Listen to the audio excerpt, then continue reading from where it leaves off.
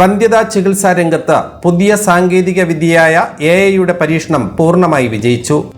ലോകത്താദ്യമായി IVF രംഗത്ത് നിർമ്മിത ബുദ്ധി അഥവാ ആർട്ടിഫിഷ്യൽ ഇന്റലിജൻസിന്റെ സഹായത്തോടെ ബീജസങ്കലനത്തിലൂടെ ഒരു കുഞ്ഞ് ജനിച്ചു. ICSI അഥവാ ഇൻട്രോസൈറ്റോപ്ലാസ്മിക് സ്പെർം കുത്തിവയ്പ്പിന് പകരമാണ് പുതിയ സംവിധാനം ഉപയോഗപ്പെടുത്തിയത്. മെക്സിക്കോയിലാണ് ഈ രീതിയിൽ ആദ്യമായി ആൺകുഞ്ഞ് ജനിച്ചത്. സാധാരണയായി ഇത്തരം രീതി നടപ്പാക്കാൻ ഈ രംഗത്തെ ഒരു വിദഗ്ധനായ ഡോക്ടറുടെ സഹായം ആവശ്യമാണ്. എന്നാൽ പുതിയ സംവിധാനത്തിൽ ICSI നടപടിക്രമത്തിലെ 23 ഘട്ടങ്ങളും നിർമ്മിത ബുദ്ധിയുടെ അഥവാ AI-യുടെ സഹായത്തോടെയാണ് പൂർത്തിയാക്കിയത്. മെക്സിക്കോയിലെ ഹോപ്പ് IVF സെന്ററിൽ ചികിത്സ തേടിയ 40 വയസ്സുള്ള ഒരു സ്ത്രീയിലാണ് ആദ്യ പരീക്ഷണം വിജയം കണ്ടത്.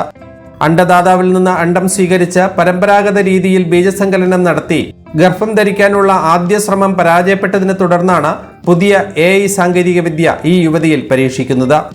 5 അണ്ടങ്ങൾ ഉപയോഗിച്ചതിൽ 4 എണ്ണത്തിലും ബീജസങ്കലനം വിജയകരമായിരുന്നു.